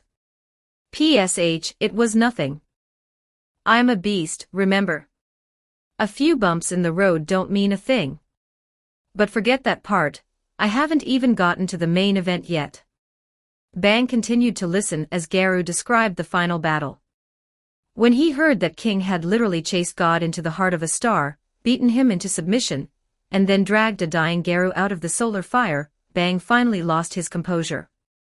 The battle was that intense. Bang's final memory of the war was King appearing like a descending god, taking God away while one-shotting solar sperm. He had no idea the fight had escalated to a cosmic scale beyond the stars. "If that's the case," Bang teased, "how do you plan to carry out your absolute evil now? King is a pretty high wall to climb, after all." Hearing the jab, Garu puffed out his chest with renewed confidence. "I've already talked it over with the strongest man, he gave me a bit of a roadmap. To become absolute evil, I don't necessarily have to beat every hero into the hospital. There's a more efficient way to prove I'm the ultimate representative of monsters. I'm going to become a professional hero. I'll climb the ranks until I hit S-Class rank 1. I'll surpass that mysterious guy, Blast, and stand at the very top. And then, once I'm the undisputed #1 hero, I'll reveal my monster form. I'll turn the entire system on its head. It'll be the ultimate absolute evil move." Bang understood King's intent immediately. King wants Garu to become a hero, to let him experience the weight of that title, and the essence of protection, essentially steering him back to the light through his own ambition. Unexpectedly clever and surprisingly gentle. Become rank 1 by surpassing the mysterious Blast. Bang looked at the excited Garu with a very strange expression. This kid, is he really this out of the loop? As it turned out, Bang's hunch was correct. These past few days, Garu had been busy tracking down the new location of the dojo, and worrying about where his next meal was coming from. He hadn't checked a single news report about the updated hero rankings. To this day, Garu still believed that Blast was the occupant of the top spot. Looking at Garu's fired-up face, Bang sighed and decided it was time for a reality check. Blast isn't the rank 1 hero anymore. The words caught in Garu's throat. His eyes went wide. Not Blast. Then who the hell is at the top now? A very bad feeling began to bubble up in his gut. When Bang finally dropped the name, Garu's face turned an impressive shade of green. The current rank 1 of the S-Class is the man who saved you, King. After showing his true power in the Great War, and with Blast voluntarily stepping down, the association gave him the crown. Garu went dead silent. Then how the hell am I supposed to become S-Class rank 1? Chapter 192, Chapter 193, Damn it all. 1,290 words. Chapter 193, Damn it all. Bang watched Garu's face, which currently looked like he was suffering from severe constipation, and couldn't stop himself from chuckling. The wrinkles on the old man's face stacked up like waves. It's fine. Even if the current S-Class rank 1 is the strongest man on Earth, King, it doesn't change anything. You have to learn to believe in yourself, my boy. Garu. This isn't a matter of believing in myself anymore, okay? After witnessing the Battle of the Sun with his own eyes, Garu had internally deified King. He viewed the man as a terrifying, absolute existence that could never be surpassed. And now he was being told that to achieve his dream of absolute evil, the first hurdle was to somehow defeat King. Seeing Garu's dejected state, Bang stroked his beard again and smiled. However, you don't need to worry too much. King won't stay in the rank 1 spot for very long. Hearing this, Garu looked up, confused. What do you mean? Bang thought of that tall, golden-haired silhouette. A flash of the youth shall surpass the old sentiment crossed his eyes as he spoke unhurriedly.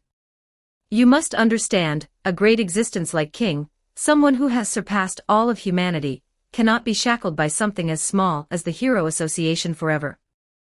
If what you said is true, and King already possesses the strength to physically traverse the vacuum of space, his future stage will inevitably be the stars, not just the single planet.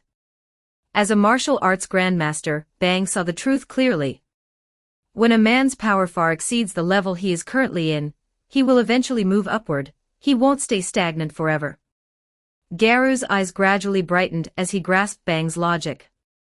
So you're saying, I just need to become an S-class hero first, and once King moves on to a higher cosmic stage, I'll naturally become the new rank 1. Bang nodded. The kid's comprehension was as sharp as ever, he picked things up fast. Even if you can't match him now, as long as you keep training under me, the day King leaves the association, you will be the logical successor for rank 1. This statement was about 90% truth and 10% lie. Bang couldn't help but smirk internally. The logic was sound, but the lie lay in the timing. He had no idea when King would decide to stop being a hero.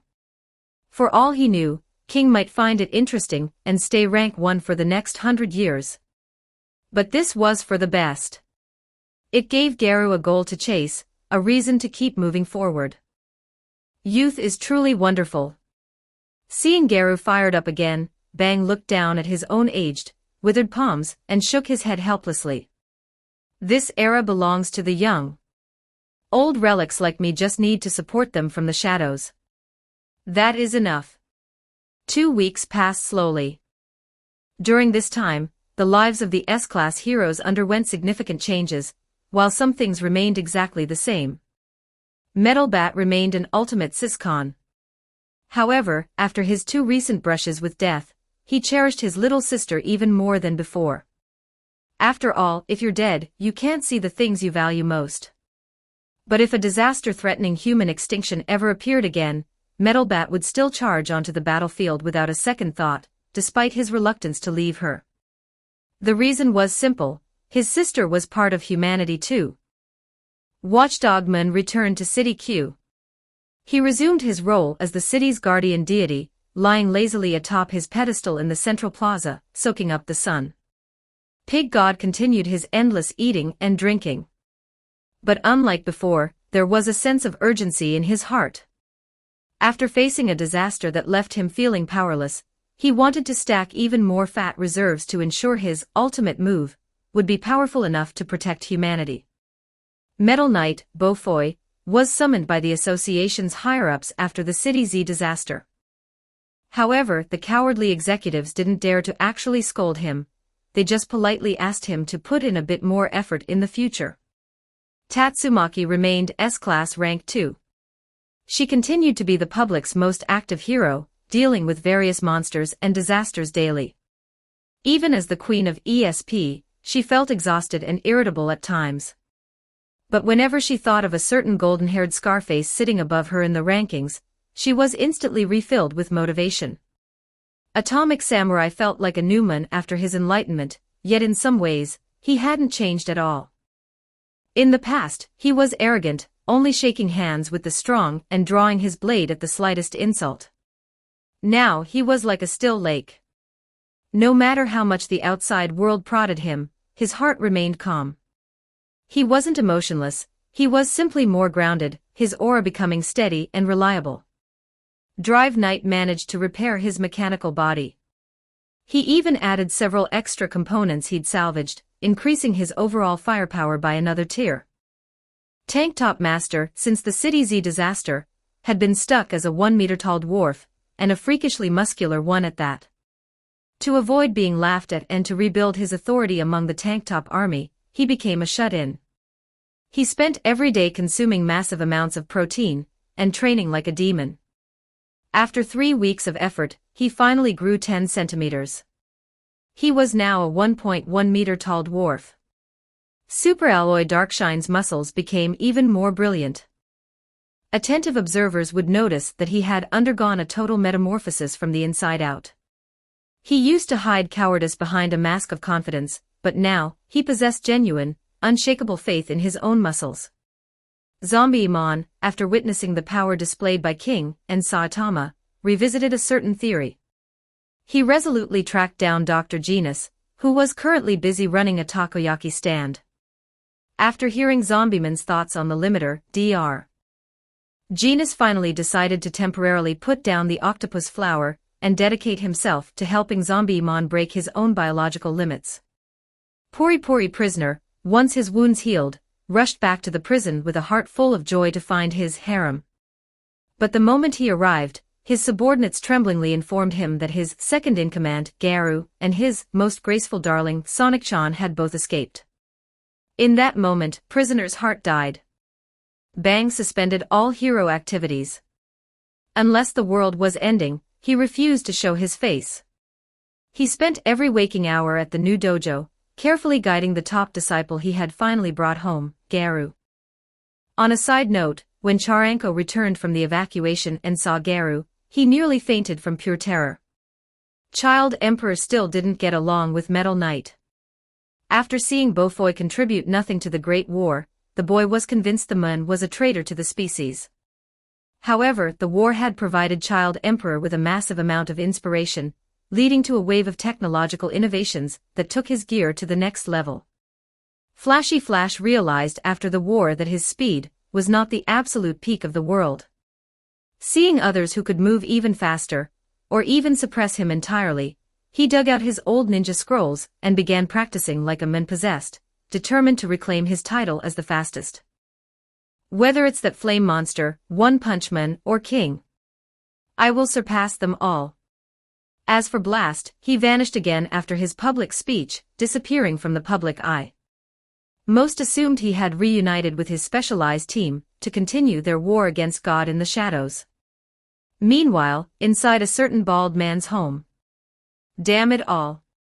Chapter 193, Chapter 194, Are You Kidding Me? 596 words. Chapter 194, Are You Kidding Me?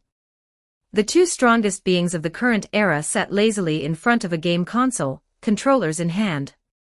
King maintained a posture of absolute ease. He didn't even bother moving his hands, he simply used his psychokinesis to manipulate the buttons of his controller via mental proxy. Saitama, on the other hand, was ashen-faced. His hands were a blur as he mashed the buttons frantically, desperately trying to pull off a miracle play.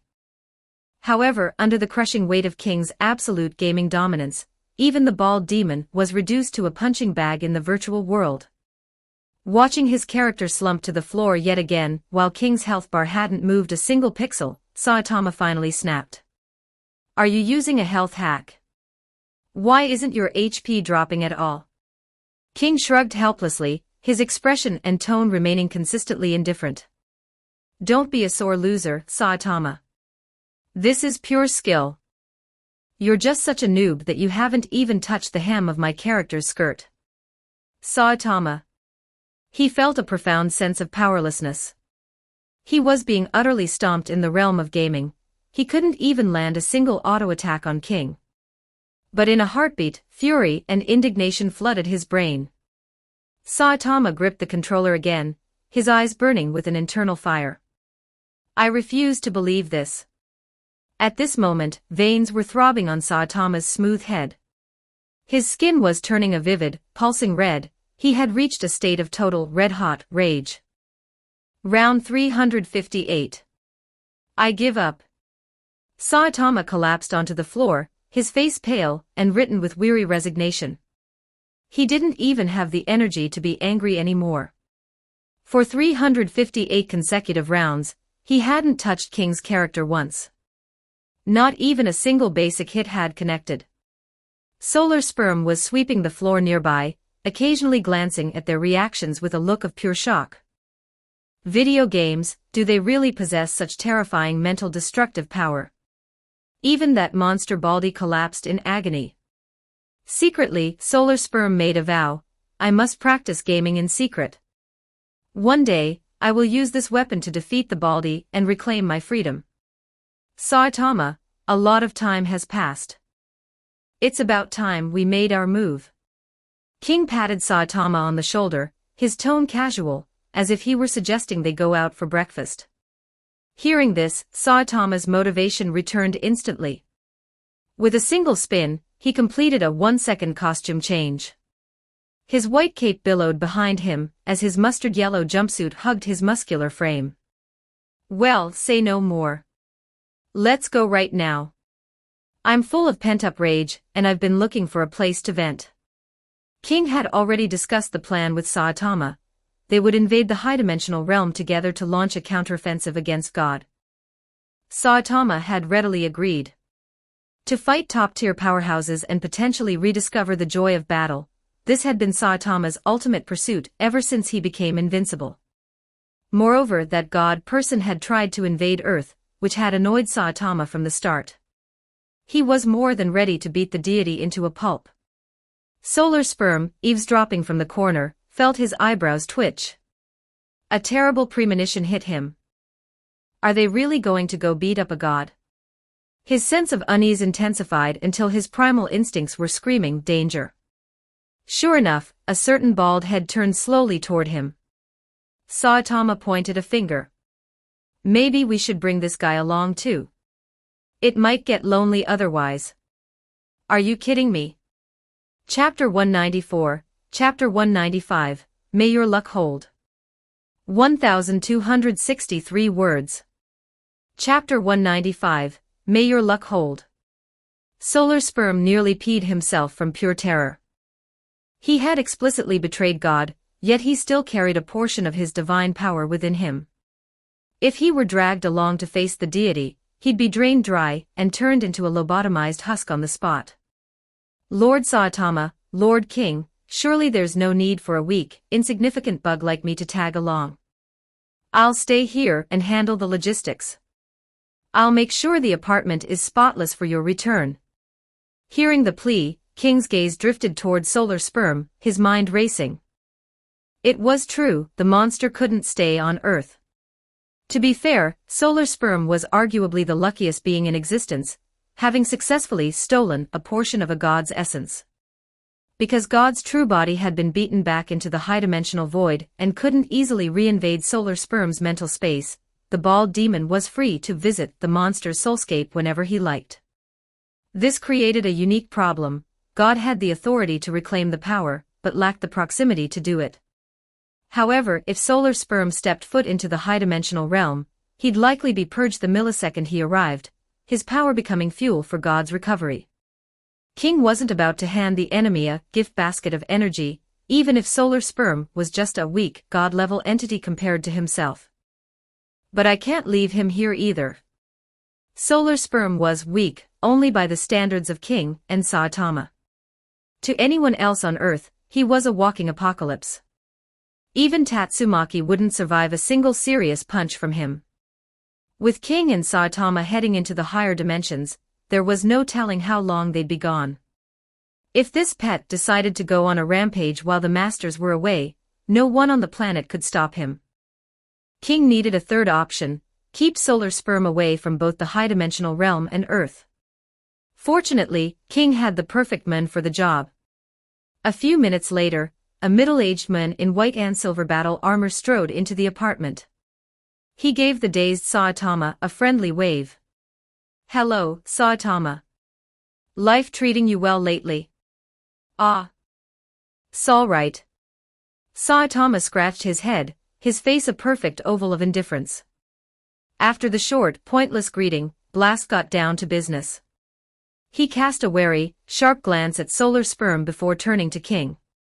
"What's the situation, King? Does this have something to do with that guy?" The moment Blast's eyes landed on him, Solar Sperm felt like he was sitting on a bed of nails. A primal chill washed over him. The golden flames on his skin felt like they offered zero warmth against that gaze. Oh crap, is he going to bring up our old beef? Why did I have to beat him up back then? Solar Sperm was panicking like a cornered rat. He had humiliated Blast on that distant planet, beaten him to the brink of death, and left him to rot as the world exploded. Now, seeing that Blast was best friends with his new master and the terrifying King. If Blast filed a complaint, he was as good as dead. Solar Sperm knew his position was precarious. He had defected to humanity, but the energy in his veins was still divine. If King and Saitama wanted to perform a security sweep before leaving, he'd be the first one on the chopping block. As the panic reached its peak, a flicker of desperate rage bubbled up. Even a rabbit bites when cornered, let alone a god-level monster. If they're really going to delete me. If it's truly the end, then I'll fight. I'll claw for that 1 in a million chance to escape. Thinking this, Solar Sperm began to silently gather his power. If King or Saitama showed any sign of hostile intent, he was going to burn his life force for a maximum velocity escape attempt. Sensing the sudden internal energy surge, King's domineering, scarred face turned toward the monster. He stared death at Solar Sperm, his gaze heavy and solemn. What is this guy up to? Why is he charging his meter? The moment King's eyes locked onto him, Solar Sperm's resolve collapsed like a house of cards. His fighting spirit withered instantly. His instinct screamed that if he cooperated, there was a sliver of hope. If he resisted, he'd be pulverized before he could even take a step. I give up. Beat me to death if you want, I'm done. Solar Sperm closed his eyes in resignation, awaiting the final judgment. King and Saitama, of course, had zero clue about the frantic internal monologue happening 3 feet away. They were too busy coordinating with Blast. After a quick discussion, the 3 of them finalized the plan. Saitama and King would use a spatial tunnel opened by Blast to enter the border of the high-dimensional realm. From there, King would use his dimensional warp gate to pinpoint God's exact coordinates and perform a Deus Ex Machina, strike right on the deity's doorstep. As for Blast, he would stay behind with his specialized God Hunt team to provide perimeter support. He would also take the unstable factor Solar Sperm and drop him off on a planet a few light years away, picking him up only once the war was over. Give us some room, Blast said, rolling his shoulders and taking a deep breath. His eyes, visible behind his goggles, were filled with a sharp, veteran focus. He had fought God for decades. Today he felt that the long war might finally reach its conclusion. The power of King and Saitama was beyond anything Blast had ever imagined. If they worked together, they truly had a chance to execute God in his own domain. The world will finally be free. Opening a tunnel to another world was a different beast entirely from jumping around Earth. It meant forcibly tearing through the barriers between dimensions. It would be an immense drain on Blast's reserves. Once the portal was open, Blast would likely be incapacitated for a week or 2. But if it means making that thing suffer, totally worth it. Ha! Blast let out a sharp cry. Spatial energy erupted from his body, swirling into a massive vortex in front of him. A blinding, ethereal blue light began to drill through the fabric of reality. The process took nearly 20 seconds of intense concentration. Blast's face turned as pale as parchment, but finally, the silver tunnel stabilized, glowing with a magnificent, pulsing azure radiance. The energy felt ancient, ethereal, and utterly alien. Blast's voice carried a slight tremor of exhaustion, but he pointed firmly at the blue void. It's open. This is the path to the high-dimensional realm. End this nightmare. Saitama and King nodded in unison, and began walking toward the light without looking back. Just as they were about to be swallowed by the azure glow, Blast shouted one last time, stopping them in their tracks. One last thing. Saitama and King turned around. Blast was wearing a radiant, proud smile, and he gave them a firm thumbs up. May your luck hold. Fortune in war. Thanks. Sounds like a good line. Saitama gave a small punch to the air, returning the smile. King nodded, his lips curling into a confident smirk. He turned back toward the portal and waved a hand over his shoulder as he stepped in. I'll take you up on that. In the next heartbeat, their silhouettes were consumed by the blue light and vanished. Chapter 195, Chapter 196, We've come to keep you company, God. 744 words. Chapter 196, We've come to keep you company, God. Meanwhile, in the high-dimensional world, God sat amidst a pale, infinite void, continuously devouring the ambient energy of the higher plane to replenish his depleted reserves. His form remained exactly as humans had seen him in the lower realm, a humanoid entity composed of countless twisted, shifting lines. This was the manifestation of his divine arrogance. Even when descending to a lower world, he refused to hide his true nature behind a false skin, maintaining an absolute contempt for lower life forms. However, the events of the recent past had shaken that arrogance. This powerful deity no longer dared to underestimate the creatures of the lower dimensions. Damn it! My essence has only recovered by 20% so far. God sensed the lingering weakness in the depths of his soul, and cursed inwardly. Since his avatar was obliterated in the lower realm, his true body had suffered a severe backlash, leaving him with a catastrophic wound. His original essence had been nearly 40% destroyed. Even after this period of recovery, he had only managed to claw back half of what he lost.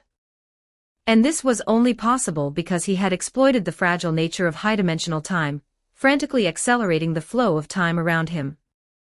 Only 3 weeks had passed in the world where King lived, but for God, nearly 1,000 years had gone by. Yet, he was still far from his peak. I have no choice but to settle for this for now. With my essence repaired to this level, I should at least be able to handle those bastards waiting for me to slip up. God clenched his fists. Chaotic colors erupted from his form, bleeding into the pale void around him. He was a god, yes, but in the vastness of the high-dimensional world, a realm that sat above the myriad worlds, there were always entities more powerful than himself. There were many who possessed strength comparable to his own. Usually, they existed in a stalemate, none able to truly harm the other. But the moment one showed a hint of fatigue or weakness, the others would lunge forward without hesitation to devour their power. Energy in the higher dimensions was sparse, and with so many powerful beings, the resources had long since been carved up. To grow stronger, one either had to plunder the lower worlds or consume other high-dimensional life forms. When I am fully restored, I will descend again. I'll make those 2 lower life forms pay for what they did. For now, he was in a relatively safe state. His rivals wouldn't attack unless they were certain of a kill. As for King and that rule-breaking Baldy, God sneered. This was the high-dimensional world. Leaving aside the question of how 2 maggots from a lower world could even climb up here. Even if they did, so what? This was his home turf. If they dared to step foot in this realm, he would erase them from existence. If I can devour the power of King and Saitama, I will surely undergo a massive evolution. I will ascend to a higher peak within the myriad worlds. Just as God was lost in his delusions of grandeur, a massive boom, audible across 10,000 miles, swept through the void. A violent shockwave of golden energy erupted instantly. Sensing the familiar and hated energy signature, God's entire body shuddered. Impossible, how could that guy get up here? Are you kidding me? In the very next instant, following the golden shockwave, a searing wave of crimson vitality shot into the sky. In a heartbeat, the pale void was stained a deep, pulsing scarlet. A thunderous roar, as if resonating with the very fabric of existence, exploded through the void, heavy, measured, and authoritative. That sound is that the King engine. God's energy surged as he frantically funneled his power throughout his vessel, preparing for combat. His chaotic, berserk colors clashed with the encroaching crimson aura, turning the horizon into a blend of deep purple and blood red. What happened? Why has he become so much stronger? This pressure is horrific. A spatial tunnel manifested. Accompanied by the continuous, rhythmic drumming of the King engine, King and Saitama stepped out from the shimmering blue light. King's eyes locked onto the deity. A cold, confident smirk played on his face. It's been a while. I heard you were missing us. We've come to keep you company, God. Chapter 196, Chapter 197, Battle in the River of Time. 1074 words. Chapter 197, Battle in the River of Time. The moment King's voice reached his ears, God felt a wave of unprecedented panic. Even when he had been heavily injured and surrounded by a pack of hungry high-dimensional predators, he hadn't felt fear. Even when his millennium-long plan was ruined, he hadn't felt fear, only the cold fury of a master whose chessboard had been flipped by a common insect. But now, the high and mighty deity was drowning in terror. How is this possible? They are nothing but lower-dimensional life forms. How did they breach the high-dimensional realm? This must be an illusion. Which high-dimensional specialist in mental arts is targeting me? God would rather believe he was trapped in a hallucination than accept the reality that King and Saitama had ascended to his world. However, the primal dread etched into his very soul made it impossible to deceive himself. God's entire being began to tremble. Such overwhelming power. Sensing the life force radiating from King, power millions of times more concentrated than during their last duel, God felt his mind stall. Are you kidding me? He knew King possessed the ability to adapt to all things, and that his rate of growth would be horrific. But in the lower realms, there shouldn't have been anyone capable of matching King's strength, let alone an opponent who could provide the sparring pressure needed to reach this level. Abruptly, the image of a certain shiny bald head flashed through God's mind. It was him. God finally lost his composure. If he remembered correctly, that rule-breaking Baldy was also capable of infinite evolution. Doesn't that mean these two have been leapfrogging each other's power to reach the heavens? King wasn't one for long-winded speeches. After a token greeting, his iron fist, condensed with berserk aura, smashed toward the deity. In a heartbeat, God's very essence began to shiver, as if encountering a predator it could never hope to rival. Damn it! I can't dodge this. Realizing his presence was locked, God was horrified. With no other choice, he unleashed every ounce of his power, funneled his essence into a chaotic, multicolored glow, and threw a counterpunch. Their fists collided in the crimson and chaotic void.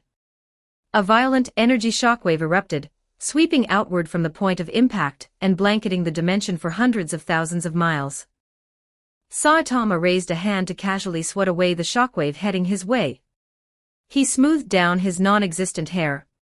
Almost messed up my hairstyle. Oh wait, I don't have one. Sensing that King's aura alone was enough to suppress the deity, Saitama stayed back, content to let his friend take the lead. The struggle lasted for only a microsecond. King's crimson aura pulverized the chaotic colors with crushing force, and continued forward without a single hitch. God didn't even have time to scream. The entire arm he used to attack was vaporized the moment it touched King's aura. Along with the arm, more than half of his physical vessel was disintegrated. Realizing that a full 10% of his divine essence had been deleted by that single punch, God was paralyzed with fright. I can't fight him head-on. I have to move. Sensing that both invaders possessed power far exceeding his own current state, the god, who had always looked down on the universe, turned and fled without a shred of dignity. His form transformed into a streak of chaotic light. With a massive jump, he dove headfirst into the river of time, racing frantically toward a past coordinate. In the high-dimensional world, there are no limits of space, it is effectively infinite. The only stable anchor is the timeline. Countless timelines weave and entwine, eventually forming the great river of time. The river of time is the beginning and end of all matter, the logic upon which the myriad worlds operate. Sensing God's signature vanish, King and Saitama exchanged a quick glance. Neither hesitated. They followed him, diving into the shimmering currents of history. Time shifted and flowed. Every timeline of every world in existence was reflected in the waters. And within this river, invisible to the inhabitants of the worlds below, three silhouettes chased each other. Every collision sent waves through the timeline, causing tremors across the multiverse. A certain prehistoric world. Roar. A small dinosaur let out a terrified cry, cornered by a massive predator. Before it could even turn to run, a gaping maw of sharp teeth clamped down on its neck. The large dinosaur didn't care about the small creature's pain. It was merely following its primal urge to feed. As it prepared to swallow the meat, the predator suddenly paused. Something had flickered across the sky. In the next second, 3 meteors tore through the atmosphere. A purple radiance instantly blanketed the world, as chaotic colors spilled out and saturated every inch of reality. The living creatures of this world didn't even have time to react. They were swallowed by the chaos and converted into pure life energy. In a heartbeat, the vibrant world turned into a gray, lifeless wasteland. Absolute silence and total destruction descended upon all things. God felt his strength begin to replenish, and he let out a cold snort. Such a small amount of essence recovered, what a bunch of useless, primitive trash. The 3 streaks of light, God, King, and Saitama, continued their chase. During his flight through time, God had chosen to drop into this world to harvest its life force, hoping to repair the damage King had dealt to his essence so he could flee faster. Seeing the life signatures below snuffed out in an instant, Saitama's expression grew cold. His gloved fists tightened, and his gaze became as sharp as a blade. His face had become fully angular and serious as he looked down at the dead world. Finish this guy quickly. I can't stand it anymore. He's still slaughtering innocent lives. Suddenly, King and Saitama's speed accelerated. They began closing the distance to God at a visible rate. Seeing this, God didn't hesitate to dive back into the river of time to continue the game. But King and Saitama were now fueled by pure, white-hot fury. They weren't going to give him another window to escape. The moment God prepared to exit the world, 2 demonic silhouettes arrived. God's heart skipped a beat. A second before he could jump, 2 massive fists, wreathed in horrific pressure, arrived at his face. Chapter 197, Chapter 198, True Warrior's Dual Scroll. 896 words. Chapter 198, True Warrior's Dual Scroll. Just as the 2 fists were about to pulverize him, God let out a cold, sharp laugh. His heart was filled with nothing but absolute disdain. Lower life forms will always be lower life forms. They can't even perceive a trick of this caliber. 2 pieces of trash who only know how to swing their fists. He spread his arms wide, allowing the fists to smash into his form without a single defensive move, laughing rampantly. When did you fall under the illusion that I was still standing here? It was a phantom. The God remaining in the world was merely a lingering image. Using the dense temporal energy of the river of time as a smokescreen, the real God had already slipped into a different timeline. Upon hearing the deity's boast, the smile on King's face widened. He laughed even harder, his voice carrying a more dominant edge than the God before him. And when did you fall under the illusion that you weren't the real body? True Warrior's Dual Scroll, activate. A blinding golden radiance erupted from King's chest. It surged into the river of time, forcibly locking onto God's specific essence signature and dragging his physical body back into reality with a violent jerk. The speed of the pull was absolute. God didn't even have time to register that he had been caught before the aura of death enveloped him once again. 3 terrifying forces collided simultaneously, triggering a massive energy storm. But this time, the explosion didn't spread. Inside a shimmering golden sphere 10 kilometers in diameter, the space created by the scroll, enough energy to liquefy a star was trapped and vibrating.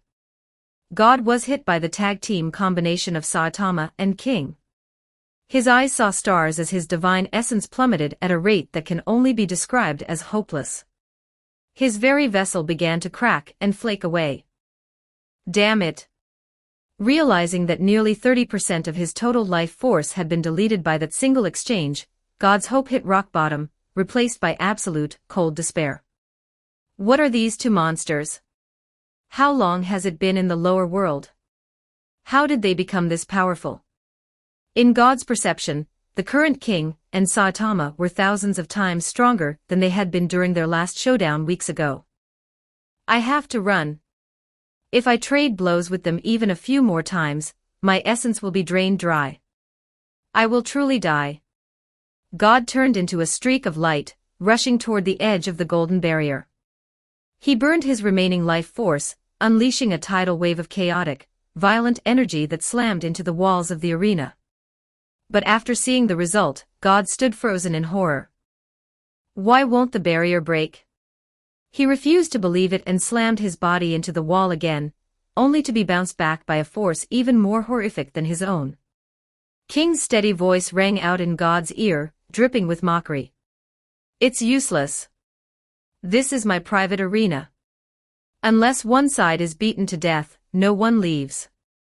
Private arena. God whipped his head around. King and Saitama were closing in, staring him down with the eyes of predators. If he had eyes to weep with, he would have been crying right now. This is what you call a duel. What kind of true warrior makes it a 2-on-1 beatdown? His connection to the river of time was dead. All external links were severed. This is a death trap. Neither King nor Saitama were the type to drag things out. Having confirmed the target was secured, they lunged forward, raising their fists in unison. Seeing the two approaching with such terrifying momentum, God's knees hit the void with a heavy thud. He spoke in a fawning, desperate tone. Wait. Can we talk about a settlement? At this stage of the game? You must be joking. What followed was a beatdown of legendary proportions. King and Saitama used God as a human-shaped ping-pong ball, bouncing him back and forth between their fists. King's fist, shimmering with golden light, smashed into God's face, launching him backward. Saitama was already waiting in his flight path. As the deity neared him, his gaze turned sharp, and his muscles expanded with a series of crisp pops. Killer series. Super serious punch. Gah. Under the violent pincer assault, even a god couldn't hold on. His form became increasingly translucent as his essence was ground into nothingness. He could no longer maintain his humanoid form, and began to shrivel and shrink. By the end, God couldn't even manage a coherent sentence. He had been reduced to a shapeless, quivering lump of essence. Only a single, massive eye filled with chaotic light remained, staring at them with pure, concentrated hatred. King leaned over and plunged 2 fingers directly into that staring pupil. Can't even look anymore, can you? You mad? The words were barely out when King's fingertips erupted with absolute, destructive energy. God let out one final, silent wail before dissolving into millions of fading specks of light. And just like that, the mastermind who had plotted against Earth for millennia, the entity known as God, was beaten into a formless blob and erased from reality by 2 bored, overpowered humans. Chapter 198, Chapter 199, The Final War Series Finale. 869 words. Chapter 199, The Final War Series Finale. The river of time suddenly fell into a profound silence. King and Saitama lay upon the currents where countless timelines intersected, quietly watching the infinite worlds flicker past like stars above them. King stretched his limbs, letting out a long sigh of contentment. It's done. That god fellow is officially erased for good. Saitama looked equally relaxed, giving a casual experimental punch to the void above. He was pretty durable, though. To think he lasted that long with both of us beating on him at the same time. Impressive. As they chatted, King's eyes suddenly sharpened. He slowly sat up. It seems this isn't over yet. Saitama sensed it too, a bizarre, majestic aura crashing into his perception. He clenched his fists, his face turning angular. Is it another guy like that god? In the next heartbeat, a circular silhouette wreathed in 3 pairs of pristine white wings descended from the higher heavens. The moment they saw the creature's true form, King and Saitama's mouths twitched. It was the first time either of them had seen something so breathtakingly hideous. It was a colossal eyeball. The scara was covered in a network of pulsing, angry red veins. A twisted, grotesque voice emanated from the center of the pupil. Strangely, despite the alien nature of the sound, the message was translated perfectly into their minds. You have defeated him. Your power has far exceeded the laws governing lower-dimensional life forms. You can no longer remain in the lower world. Accept the power of ascension. Become high-dimensional entities. In the messenger's view, King and Saitama were anomalies. Their strength was so great that they were already considered powerhouses, even by high-dimensional standards. They were too dangerous to be left in the lower realms. They had to be brought to the higher plane where they could be monitored. Accompanying the message, 2 spheres of shimmering black energy materialized before King and Saitama. The moment they saw the orbs, a primal, soulful craving for evolution tugged at their hearts. It was the seed of ascension. King smirked. He looked directly into the center of the giant eyeball, and reached out toward the black sphere. Just as the messenger assumed King was accepting his fate, King wreathed his palm in a layer of berserk, crimson aura, and crushed the orb in his grip. However, I refuse. King's hand tightened. The energy orb was reduced to flickering black sparks, and annihilated instantly. Before the messenger could even process the defiance, Saitama and King stepped forward in unison. They raised their fists and slammed them into the center of the giant pupil. A horrific explosion of force erupted. The messenger only had time to let out a single shriek before being pierced through. Its very essence was decimated by the impact. The great eyeball let out a heart-wrenching wail. Staring at the 2 men closing in and cracking their knuckles, its voice began to tremble. You cannot kill me. I am the messenger of the heavens. If you kill me, the entire high-dimensional world will mark you as invaders. You will have no place left to exist. Furthermore, the other high-dimensional lords will mark your lower world as a forbidden zone. Your entire universe will be reduced to a graveyard. Stop now while you still can. The messenger rambled at light speed, but it was met by 2 even faster fists. As the 3 pairs of white wings dissolved into raw energy, the angel was obliterated. Its essence returned to the laws of the universe and vanished. King and Saitama sensed it then. From the river of time, from the heavens above and the void below, thousands of gazes and auras were locking onto them. The high-dimensional masters were watching. The 2 friends looked at each other. What's the play? King asked, though it wasn't really a question. Saitama slammed his fists together, a confident, arrogant smile spreading across his face. His white cape snapped violently in the energy wind. You heard the eyeball, King. They want to do bad things to our universe. Our only option is to beat every single one of them up until none of them dare to act evil ever again. With that, the bald demon extended a fist toward King. King smiled and bumped his friend's fist in the void. They turned together, facing the 10,000 prying eyes, the rising auras of the masters, and a sky full of murderous intent. Let's give them a show they'll never forget. That day, King and Saitama waged war against the countless gods of the high-dimensional world. On that day, the myriad worlds trembled. People across every dimension felt the ripples of a battle that defied comprehension. This conflict was observed by the peak powerhouses of every reality. Billions of souls felt terror, thousands of masters realized their own insignificance. This war would later be recorded in the annals of time as the final war. No one knows the true outcome of that battle. But ever since it concluded, the mysterious, all-seeing observers in the skies of every world vanished. From that moment on, there were no more gods in existence. The end. Don't forget to like and subscribe to Novels Wonderland.